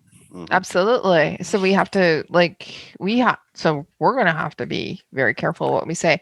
If this goes through. Right. If this goes through, we're gonna get there. Yeah. So okay, let's keep going. Hey everyone, that we prohibited in May of last year. Let's get to the buyback. Yeah. If you don't participate in the buyback, you can just keep it at your house and do nothing with it. But if it's like one of those non-restricteds that we turned into prohib, you'll need to get your restricted license and you'll need to treat it like a restricted gun, except it's on house arrest. Right. And that's it. So I was going to say, remember the long gun registry? Mm-hmm. This is actually a registry. Mm-hmm. Yeah. That's what this is. We're registering some long guns, not all of them. Here's the thing that drives me nuts about this one, other than the hilarious little bit about, this will ensure a constantly diminishing amount of guns and gun owners in our country, they said. If these guns are so dangerous, why are we allowed to keep them for 2 years? Exactly. And why am I allowed to keep them now forever? Because they're in my safe. I have ammunition sitting next to them. I have magazines with them. And this is the part where the anti-gunners, the Polly and all those, this is the one that I actually like. Correct. Yeah, this drives them nuts. I'm like, hey, we agree. This drives me nuts too, because it proves that the entire thing is bullshit. Mm-hmm. Well, right there. And again, the entire thing. Which goal is this helping with? Is it helping with suicides? No. Is it helping with domestic violence? No. Strictly speaking, if they were going to use that firearm, it's still going to be there, and substitution is readily available. Is it helping for mass shootings? No. This doesn't check any of the boxes for any real goals that we would have for firearms laws. Nope. The only thing unless the goal is the strategy. Put as much of a kick up. Yeah. And you don't see these on the range. People forget they exist, and they can say, well, we're not allowing people to drive around in public with them. Not that we were before. Yeah. You've got that comment from Kyle there, Kelly? Yeah. So Kyle says in regards to the buyback, they have been kind of clever. Well, they say that they expect the majority of gun owners to participate in the buyback. I feel secretly they are banking on the majority not participating. That way the money can be spent on the on the program can't be used as an example when the program fails, i.e., as was done with the long gun registry. You're actually correct in that. Mm-hmm. Yeah, and it's kind of sneaky too because once you register, you have like it's on the books and it's game over one way or the other. And if you want to get the money, you'll have to be registered. So you don't get an option of be like, well, how much are you going to pay for this thing? Oh, you're going to pay $2,000. Yeah, have it. Oh, you're going to pay $100. What? Nope, I don't have one. What rifle? Yeah. So it's kind of sneaky on that side of things. It is. Yeah. Which does go towards their goal of banning firearms, not their, which should be a strategy, anyways. You cook yourself, set a registry. Registry makes it a lot easier to ban guns. And that's the only reason you have a registry. If you're going to tax something or ban something, that's the only reason the government wants to register it. Yeah. Firearms classification regime review. Review firearms classification, including whether to prohibit assault-style firearms like hunting rifles and shotguns that they've hit so far. By definition in the criminal code, instead of just by make and model in regulations, to be initiated by the Minister of Justice. So the idea here would be to do a feature ban, where if it's semi-auto with a detachable mag, it's therefore an assault rifle and it's banned. Right. Yeah. So that's the idea there. Update the definition. They want to actually have a definition because right now, it'd be nice to have one. There is no definition, but we say an assault rifle is this. It was banned, years ago. Well, yeah, assault rifle has a definition. These other words do not. And even if they had used the assault weapon definition that they had previously talked about, none of our firearms meet that definition. We don't have large capacity magazine semi-auto rifles in Canada. We have small capacity magazine semi-auto rifles in Canada. We don't have any 30-round mags. We don't have any 50-round mags. We don't meet the standard definition of the shitty assault weapon version. I am actually shocked that they didn't do this years ago rather than by make and model, because make and model is kind of a really weird way to do this. Kind of a rinky-dink way of doing it, but I think it's because like this is an election issue every time they bring it up. Yeah. And if they did it all at once, they'd only be able to pull that trick once, and then after that, they have to make up something else to get votes for. Right. Yeah. I wonder about this bit with modernizing language with respect to prohibited weapons, prohibited devices, and prohibited ammunition to close gaps in the law. What prohibited ammo? What gaps are they talking about? Well, you could still own a 50 BMG round, right? Mm-hmm. You can't own the gun, so maybe that's what they're saying with the prohibited ammunition. I wondered if this was going with LAR magazines. Yeah, I'm wondering too. Maybe. So, modernized language. Maybe. So they want to update the language. The LAR mags will get nailed anyways because the LAR pistols won't be readily available in Canada once they're prohibited. Yeah. We talked about that a little bit was it last week? Yeah. Ian's got a video on it. Yeah. Anyways, that's coming up. Update the definition of public officers. Basically, they're adding some people or some like job descriptions that can be armed. Yeah. So, people at the Bank of Canada, Royal Canadian Mint. I like that it's to protect the premises and the public. So if I get into trouble, I'm just going to call the Mint and tell them to send. It's actually not what it is. Well, yeah, I guess. Well, no, it's to protect the money. That's what it is. Yes. Cool. Just saying, they need the money to actually. Anyways, go. They don't have any money. They're all in debt. Break the printing process. God, yeah. The governor and council can just designate like random people to be employees of the Crown and public officers, and they can carry a firearm. That's neat. If you know the governor and council, they can just be like, you can carry a handgun. You can carry a handgun. Hey, you can carry a handgun.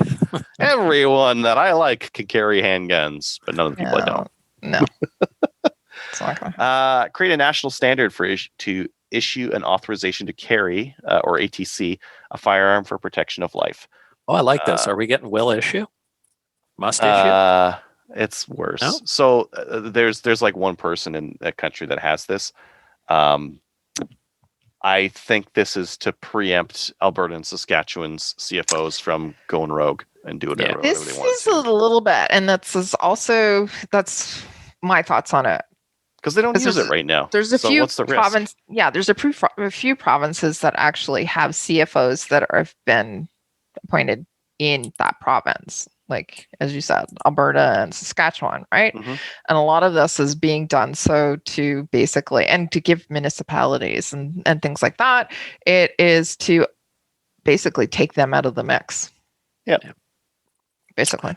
What I'm surprised is that they actually still have an ATC because, like Adriel, you said, there's one person in Canada out of 35 million people that has one. I'm surprised they don't just get rid of it. Yep. Yeah. Because it's never in use anymore. So maybe that one person who has it is like they're the Illuminati puppet master. Like, no, it'll be. I like that one. It'll be a judge or a politician, probably. Somebody like that. Yeah. So Doug Rodenbush said exactly that. They're trying to circumvent the provincial CFO's ability to do what they don't want them to do with the ATCs. Yeah. All right, let's keep rolling through here. Yeah, we're almost done. Strengthen the transborder inadmissibility framework. I have no memory of this.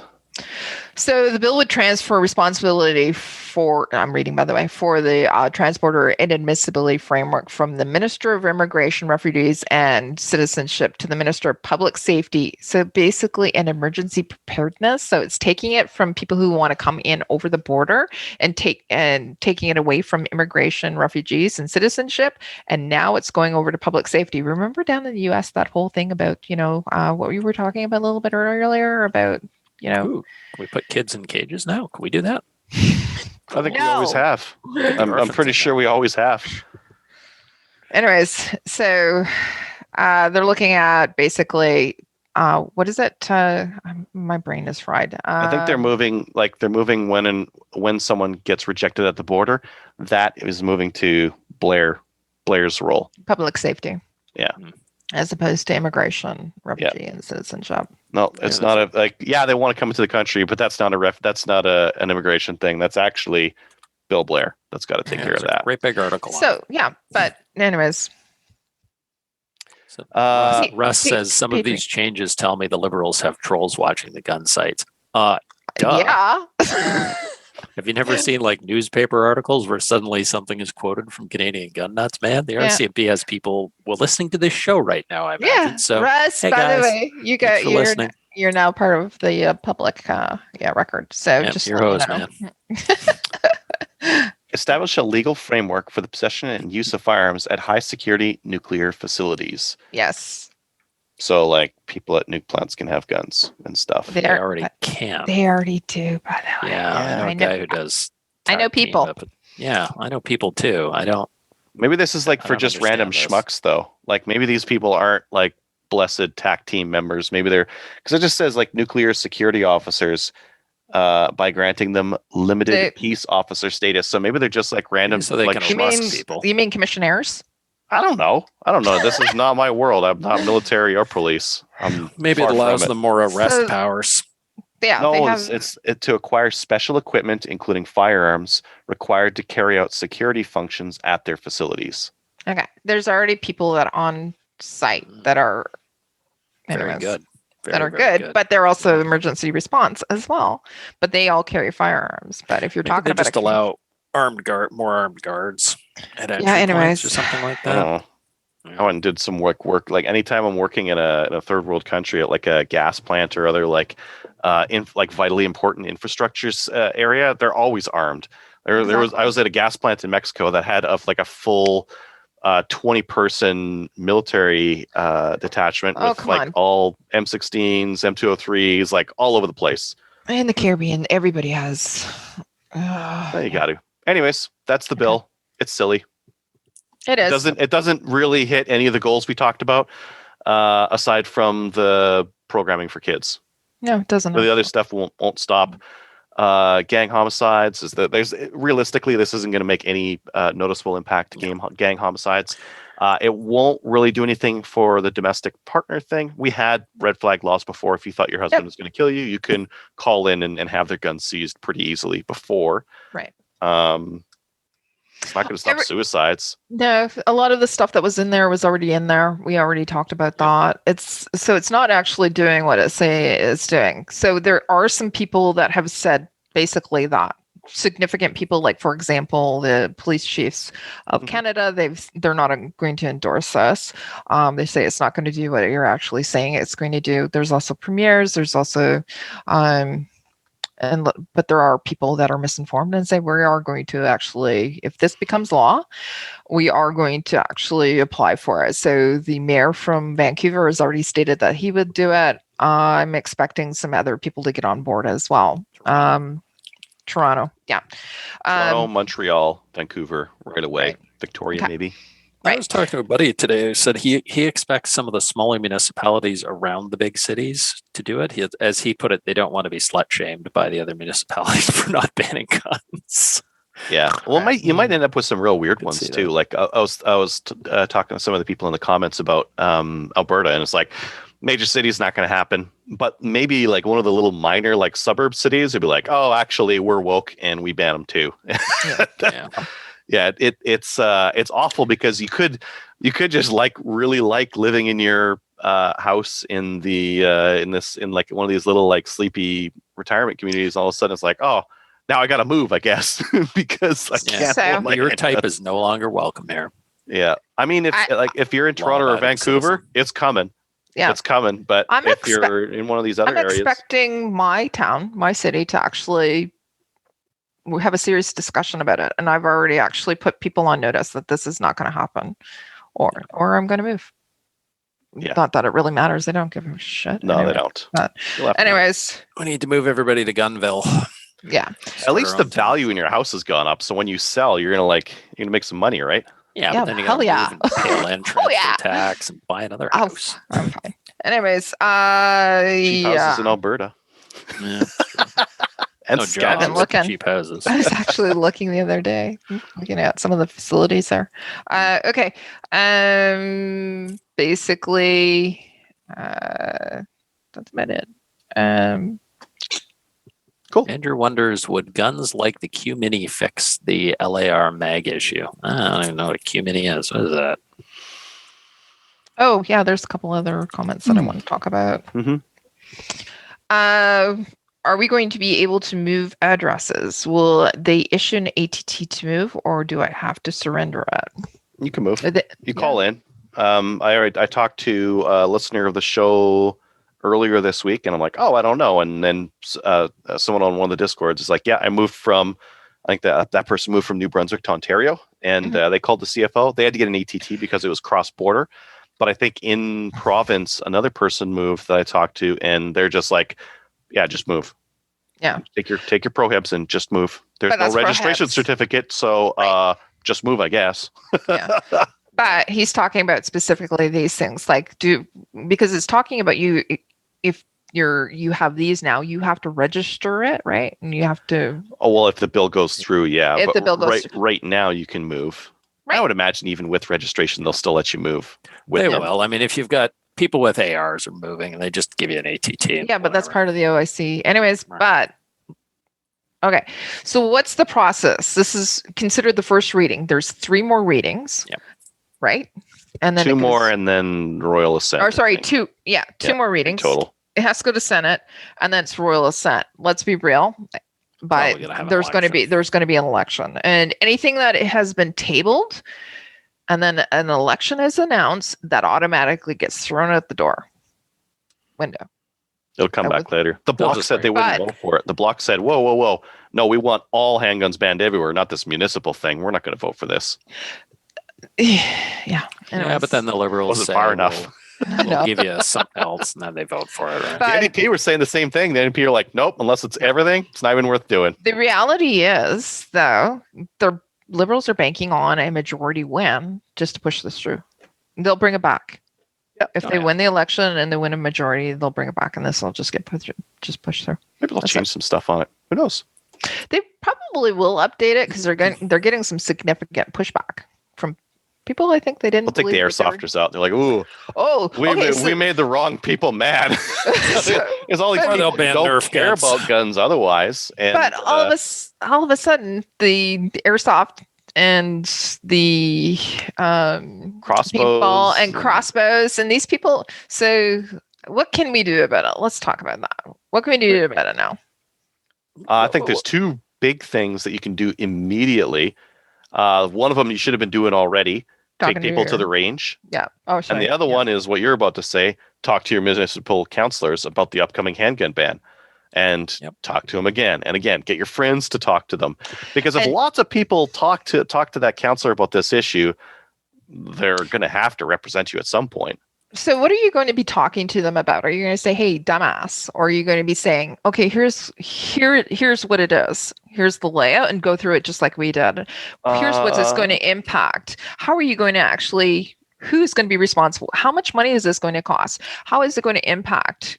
Some of those things are going to be concerns. Some of them aren't going to be concerns. So the email I sent to my local city councillor was, "Hey, the Liberal Party reaffirmed this is going to happen. They're going to allow municipalities to ban handguns. I don't want Edmonton to do that.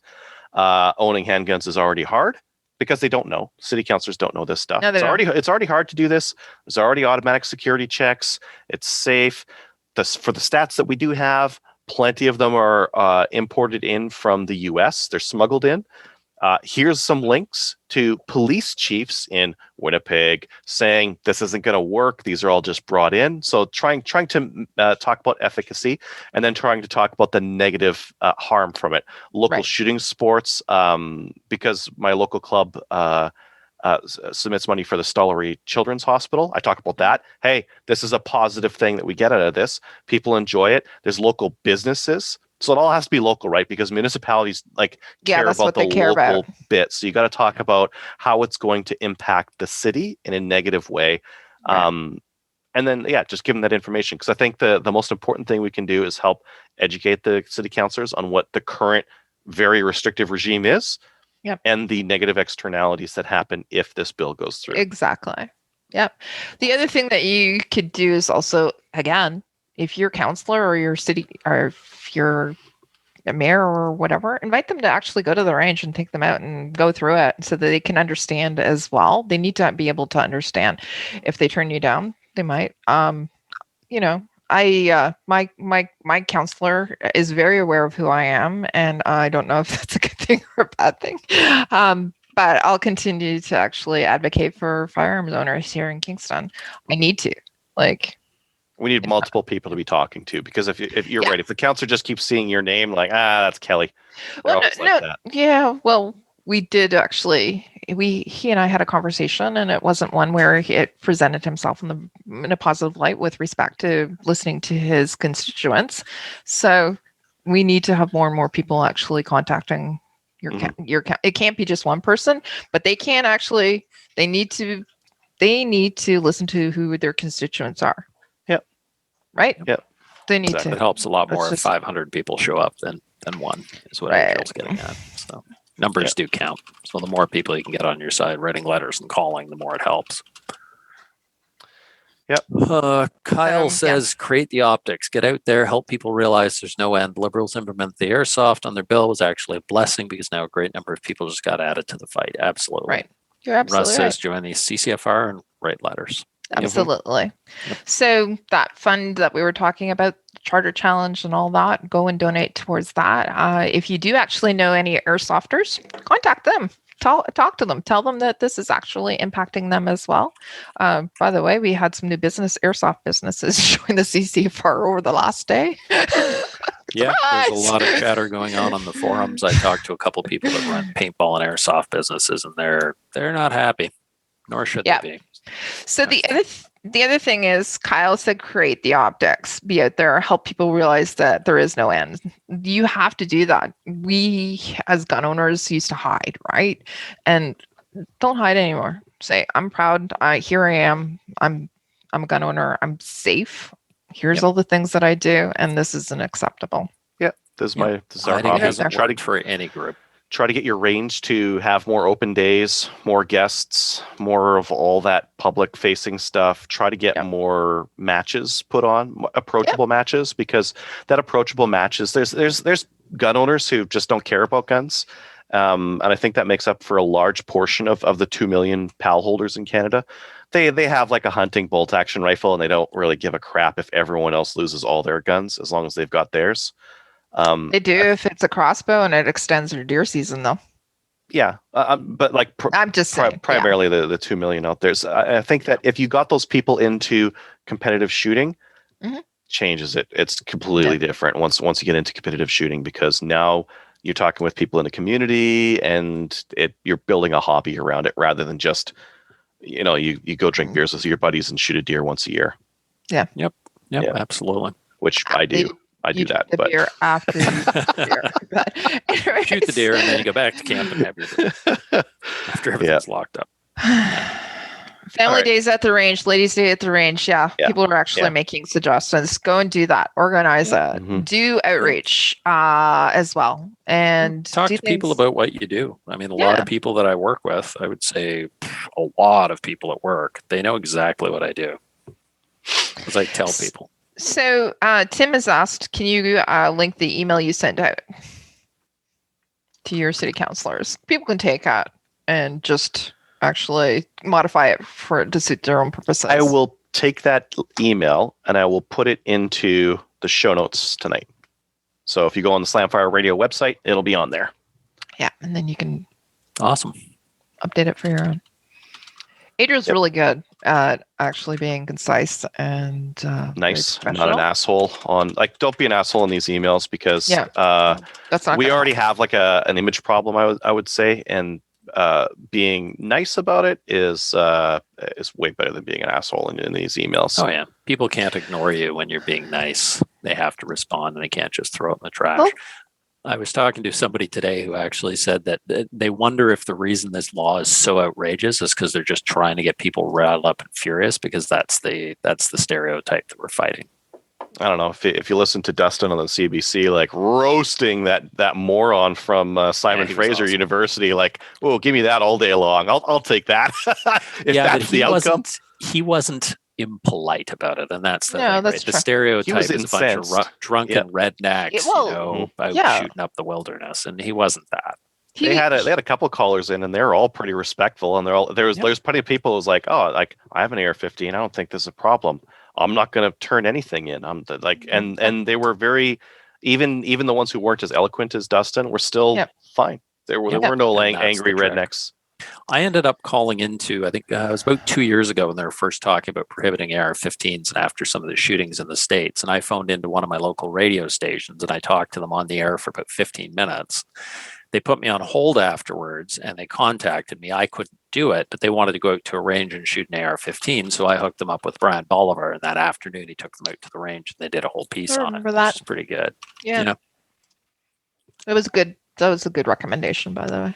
Yep. Brian Bolivar is pretty good. He is a great guy. I try to give all anti-gun liberals facts whenever I can. So this is a lady that's on our regular listener as well. Fantastic lady. And she's able to spread some of the message too. She admits that she's a liberal, but not all liberals actually are anti-gun, and I know that too. So they're not. I think that if you are a member of the Liberal Party or the NDP Party, and like gun stuff, otherwise, like they align very closely with what you want. You got to help us with like make the change inside, like affect change in there, because I can't help. Like I'm not aligned on other personal values with either of those parties. Or even the Conservative Party for that matter, but we gotta affect change on this internally. Yeah. Misinformation is and there's a lot of it. I mean, when you get talking to people, like, it is amazing how many people you'll talk to about it. I was at one of our offices, and they were talking about something down in the States, and they were going on about assault weapons, and no one should have handguns. And I'm like, actually, I've got 5 AR-15s. They're like, what? Yeah, I know. Like, yeah, man. You know what's really cool? Doing it while you're on your afternoon walk, when around the prison, right, with the rest of the girls, and they're going, those AR-15s. I'm going, yeah, they're cool. I have a couple of them. Facts. And then we have a conversation, right? Yep. Yeah. And the conversation. And that's the thing, right? If people know you, and all of a sudden, those people are you, it doesn't matter who it is. Like, it worked that way for the LGBTQT community. It works that way for everybody. Those people become just people. And all of a sudden, it's not all this scary BS information. They're thinking, oh, crap, I know Kelly, and Kelly's pretty cool. And here's the prime minister going on about all this stuff, blah, blah, blah. I know you know too many people going on about all this stuff. And, this person's good. And they took me to maybe they'll take me to the range, or, they seem reasonable and they're safe and I like them. So maybe this is all BS. So that's the big thing. So one of the things that I recently posted on Twitter, I've been on Twitter a lot lately. That's why I'm having a headache. Anyways, but Christine Freeland, who's our deputy prime minister, okay, all right. Anyways, so again, at the beginning of this, there was the quote with respect to domestic violence and protecting our Indigenous women, right? And I'm an Indigenous woman. I reposted a tweet that I did back in back in May. With respect, I said, how is removing my AR-15s and banning me from owning firearms going to protect this Indigenous woman? It's not. Crickets, I'm guessing. Right? So there was some comments. Have we done a gender study about how this impacts? And you can actually do that, but I don't think that there has been anyways. No. So... But I think when you approach gun control and the goals that we talked about at the start there, putting a gender-based lens on it can get you some faulty insights. It's easy to get to the wrong spot by focusing on the wrong things. If you apply a gender-based lens on gun on the outcomes of homicides and suicides, men are the primary victims of both homicides and suicides. Right. Oh, that's absolutely true. However, that being said, if you're using it to actually introduce a bill, right? And you're saying this is going to protect women or whatever, and I'm a woman over here who's a firearms owner and saying, I would about empowerment and all that. How is taking away my firearms going to empower me or being able to protect myself? Because women don't own guns. It's a bunch of white, drunken redneck men. That's the stereotype, right? I'm not drunk some of the time, though. I just think because you're drunk, I am.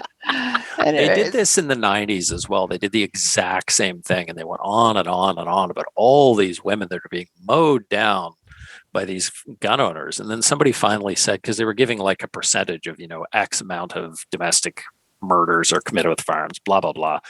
And then somebody finally near the end of the entire thing said, how many are we looking at? Like, what's the actual number? So that's the piece. Yeah. What's the actual number? And when we start looking at statistics, we have to look at what's the actual numbers are, because 100% of one is 100%, right? Exactly. But we also have to look at, like, what are the other numbers? Where do they come from too? And comparison as well. And that's not what's being used. What's being used is the inflated. Like, for me, I want to see, like, how many of those people own guns? How many of them are gang members? How many had firearms licenses? What communities are we talking about? What are the actual numbers? What are the percentages? Yeah. And none of that gets talked about. It's just the emotional. Well, they don't have it. They don't have it. A lot of this is like, we don't have the stats, but here's how we feel. Yeah.